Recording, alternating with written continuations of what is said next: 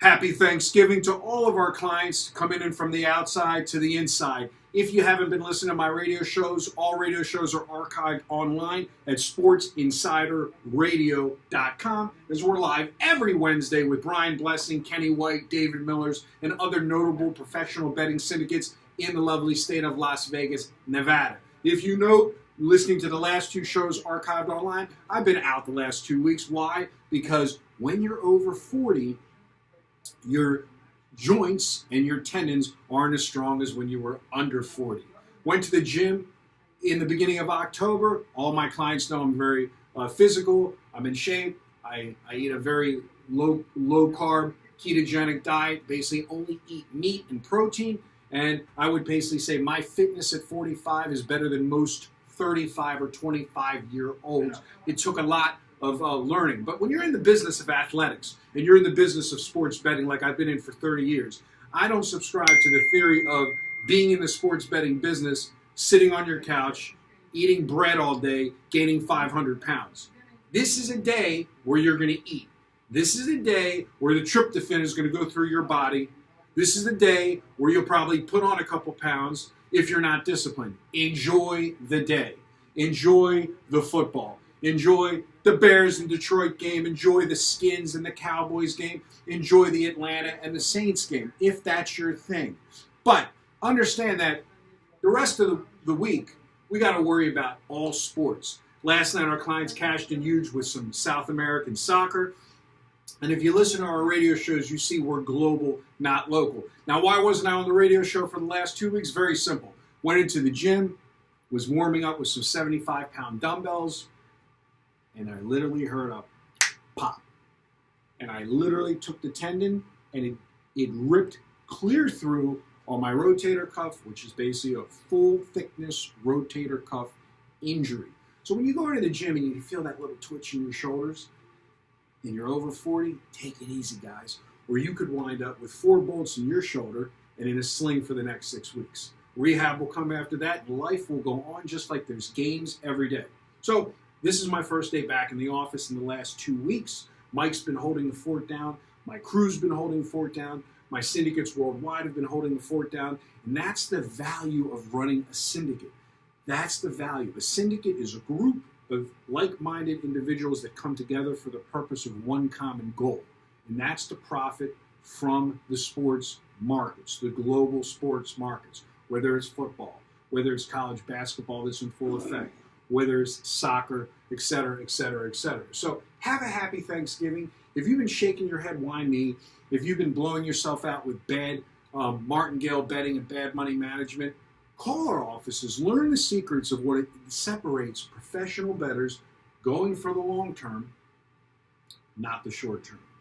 If you're individually looking just for the lock of the day in the Bears-Detroit game, the Skins-Dallas game, and the Atlanta Saints game, understand you're betting on a number, not a game.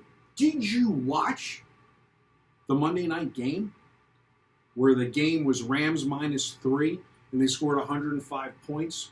So you could waste 4 hours of your life and get a push unless you bought a half or got a half, 2.5 or 3.5. Lines matter. You got 2 games today that are sitting on key numbers. The Bears, -3, opened at 3.5. And the Cowboys opened at 8, and now they're down to 7. So you literally have an opportunity again, a possibility of a push on these key numbers. The Saints game, it's gone down. Early money's coming in on Atlanta full throttle. The Saints game is opened at 13 and is now at 12. Do these line moves matter? They only matter if you know who moved the line and why. You have players that set up ARBs where they're betting early and then they're betting late. They're buying the opening, they're buying the close. And a lot of times you hit that middle, especially in college basketball. Second half wagering and totals. So again, if you're one of these guys and you're a football purist and you're going to enjoy your Thanksgiving, by all means do so. But if you're one-dimensional and you're not looking at the fact that you have quite a board today, you have Colorado State Air Force, again, the opportunity of a key number. The game is 14 to 14.5 against Colorado State in some spots. And then you have Mississippi State, an interstate rivalry matchup. The line opened up at 8.5 on scoresandodds.com and is currently 12. Why did that line move on that steam? Well, injury reports, etc., etc., etc. But it doesn't make those line moves valid. So you want to learn, again, take your wagering to the next level. And you want to make it a November to remember, a December to remember, and march on into the new year, by all means, pick up the phone, call the office. We love to work with you. We're looking for like-minded individuals to be a member of our organization that are all about long-term ROI and return on capital. If you're into the hype, and you're into the game of the month, and you're into the one game that can't lose, I've been saying it for 31 years. This is not the way you're going to skin a cat. If you want to follow professional bettors like David Miller at Vegas Ringers, understand their strategies behind it. If you want to follow people like Don Johnson, voted into the Blackjack Hall of Fame, beating the book for millions with his systems and algorithms, and then applying them to sports, pick up the phone and call our office. If you want to follow people such notable as the number 8th most feared sports bettor in the world, when you Google Dominic Laurigio, featured on A&E Channel, broke the bank for millions teaching people how to throw the dice. Now, I'm left-handed, so I'm not going to be throwing the dice with my right hand anytime soon. But all these people take the same mathematics and they apply it to sports betting. Because, again, when you're betting on sports, you're betting on numbers. Go back to that Monday night game. Rams -3, the final score, 54-51. Are you looking to bet on a game or are you looking to bet on a number? This is your Turkey Day report. It feels good to be back. It feels good to get off the recliner, and it feels good to be in the office. If you're one of these guys over 40 like me, have a happy Thanksgiving, and when you go to the gym, warm up light. Good day and good luck.